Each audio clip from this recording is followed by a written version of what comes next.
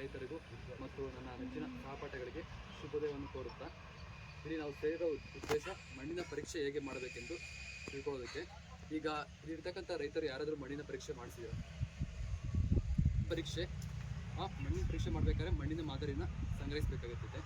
So ಮಣ್ಣಿನ ಪರೀಕ್ಷೆ ಮಾಡೋದ್ರಿಂದ ನಮ್ಗೆ ಆಗ್ತಕ್ಕಂಥ ಲಾಭಗಳೇನು ಅದನ್ನು ಫಸ್ಟ್ ನಾನು ಹೇಳ್ತೀನಿ.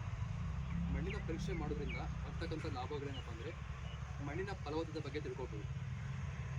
ಮತ್ತು ಯಾವುದೇ ಬೆಳೆ ಬೆಳಿಬೇಕಾದರೂ ಬೇಕಾಗಿರೋ ಪ್ರಮುಖ ಅಂಶಗಳೆಂದರೆ ಒಂದು ಸಾರಜನಕ, ರಂಜಕ ಮತ್ತು ಪೊಟ್ಯಾಶ್ ಮತ್ತು ಗಂಧಕ.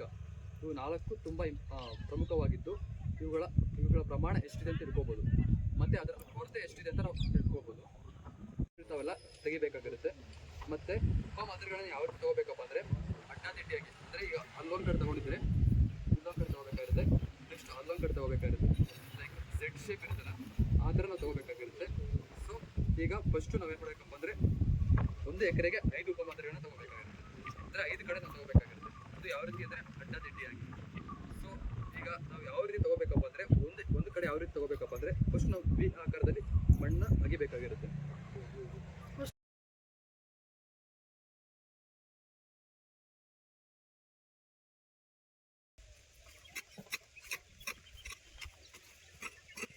ಇದನ್ನ ಸಾಂಬಾರಿಗೆ ಇದನ್ನ ತರಿಸ್ಬೇಕು. ಇದು ಅವಶ್ಯಕತೆ ಇಲ್ಲ.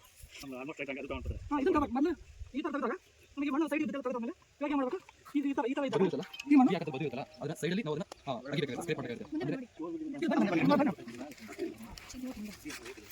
ಅವನಿಗೆ ವಿ ಆಕಾರ ತೆಗೆದು ಈ ಥರ ತೆಗೆದಾಗ ನಮಗೆ ಈ ಥರ ತೆಗೆದು ತೆಗೆದ ಮೇಲೆ ಕೊಟ್ಟಿಕೊಂಡು ಇವಾಗ ಏನು ಮಾಡಬೇಕು, ಜಾಸ್ತಿ ತೆಗೆದು ಮೇಲಿಂದ ಕೆಳಗಡೆ ಲೇಯರ್ವರೆಗೂ ತೆಗೆಬೇಕು ಮಣ್ಣು. ಈಗ ಮೇಲಿನ ಪತ್ರ ಅಷ್ಟು ಮಣ್ಣು ತೊಗೊಂಡು ಕಟ್ಟ ಬರ್ತದೆ.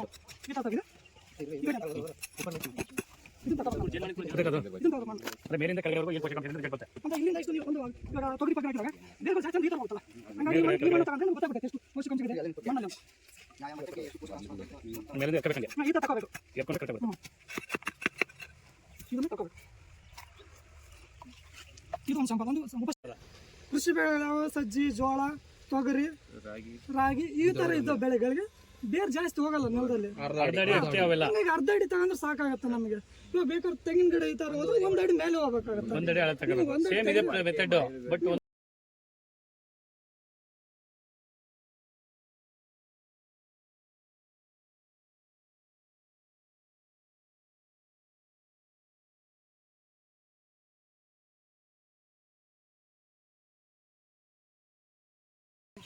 ಬಂಡು ಬದು ಹತ್ರ ತೆಗಿಬಾರ್ದು, ಮತ್ತೆ ಜಾಸ್ತಿ ನೀರ್ ನಿಂತಲ್ಲಿ ತೆಗಿಬಾರ್ದು, ಜಾಸ್ತಿ ನೀರು ಅದನ್ನ ಕೈ ತೆಗಿಬಾರ್ದು, ನೀರ್ ನಿಂತಲ್ಲಿ ತೆಗಿಬಾರ್ದು, ಮತ್ತೆ ಗಿಡದ ಕೆಳಗಡೆ ಮರದಡೆಗಳು ತೆಗಿಬಾರ್ದು. ತರಗಿರುತ್ತೆ, ಅದು ಜೇಟ್ ಚೆನ್ನಾಗಿ ಬರುತ್ತೆ. ಅಲ್ಲಿ ಎಲೆ ಜಲ್ದಿ ಜಾಸ್ತಿ ಬಿದ್ದು ಗೊಬ್ಬರದ ಅಂಶ ಜಾಸ್ತಿ ಇರ್ತೈತೆ. ಹಂಗಾಗಿ ಅದು ಆ ಏರಿಯಾ ಕಷ್ಟ ಆಗುತ್ತೆ. ಈ ಹೊಲ್ದು ಫುಲ್ಲು ತೋರ್ಸಲ್ಲ, ಅದು ಮಿಕ್ಸ್ ಮಾಡಿ ನೆಕ್ಸ್ಟ್ ನಂತರ ದುಂಡಾಕಾರ ಚಪಾತಿ ಆಕಾರ ಮಾಡ್ಕೊಳ್ಳಿ. ಈ ಥರ ಮಾಡ್ಕೊಂಡಿಂದ ಫಸ್ಟ್ ಸ್ಯಾಂಪಲ್ ನಾವು ಲ್ಯಾಬ್ಗೆ ಕಳ್ಸೋಕ್ಕಾಗಲ್ಲ. ಹಂಗಾಗಿ ಲಾಸ್ಟ್ ನಾವು ಅರ್ಧ ಕೆಜಿ ಸ್ಯಾಂಪಲ್ ಅಷ್ಟೇ ಕಳಿಸ್ಬೇಕು ಲ್ಯಾಬ್ಗೆ. ಇಷ್ಟೆಲ್ಲ ಕಳಿಸಿದ್ರೆ ವಾಪಸ್ ಕಳಿಸ್ಬಿಡ್ತಾರೆ ಅವರು. ಹಂಗಾಗಿ ನಾವು ಅರ್ಧ ಕೆಜಿ ಬರೋತಾನೆ ಅದನ್ನ ಕಡಿಮೆ ಮಾಡ್ಕೋಬೇಕು. ಯಾವ ಥರ ಕಡಿಮೆ ಮಾಡ್ಕೋಬೇಕಂದ್ರೆ, ಇದು ಚತುರ್ಭುಜಾಕಾರ ಅಂತಾರೆ. ಈ ಥರ 4 ಭಾಗ ಮಾಡ್ಕೊಂಡು ಇವಾಗ ಒಂದು ಭಾಗ, ಎರಡು ಭಾಗ ಅಪೋಸಿಟ್ ಇರೋನ ಈ ಥರ. ನೆಕ್ಸ್ಟ್ ಇದು ಜಾಸ್ತಿ ಆಯ್ತು ಅಂದ್ರೆ ಮತ್ತೆ ಮಿಕ್ಸ್ ಮಾಡ್ಕೋಬೇಕು. ಮತ್ತೆ ಅದನ್ನೇ 4 ಭಾಗ ಮಾಡ್ಕೊಂಡು ಅರ್ಧ ಕೆಜಿ ಅಥವಾ 1 ಕೆಜಿ ಒಳಗೆ ಇರಬೇಕು. ನನಗೆ ಇದು ಅರ್ಧ ಕೆಜಿ ಐತೆ ಅಂತ ಅನ್ಕೊಂಡಿದ್ದೀನಿ. ಹಂಗಾಗಿ ನಾನು ಇದನ್ನ